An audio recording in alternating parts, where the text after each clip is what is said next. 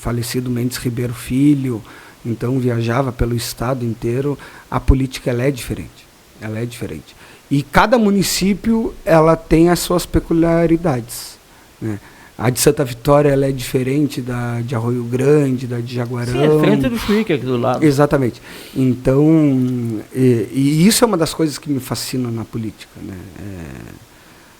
Eu gosto, muita gente acha, eu gosto do embate, né? Até às vezes me exalto, mas jamais com falta de respeito ou levando para a vida pessoal. Sabe que eu vou dizer uma coisa que tu não sabe? Eu aprendi uma coisa com teu pai, uma vez lá na Barra, inclusive. Lá na frente do mercado do Jaquinha, lá. Teu pai me falou uma coisa, tava eu, meu pai e teu pai conversando. E o pai perguntou pro teu pai se ele não se dava com alguém, né? Não vou dizer o nome aqui. E teu pai falou, não, me dou sim, me dou. Ah, mas aquela vez não sei o quê. Não. E ele disse uma frase que eu nunca mais esqueci, eu carreguei para mim.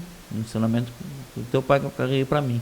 Que ele falou assim, que na política não se pode brigar. Porque hoje tu briga com alguém e daqui a 2 anos teus partidos estão coligados. Tu é obrigado a estar do lado do cara. Com que cara tu olha para ele se tu tá de mal com o cara, né? E, cara, e o pior é que é verdade, não pode. Exatamente. E fico feliz que tu carregue isso. E é isso que meu pai me ensinou na política.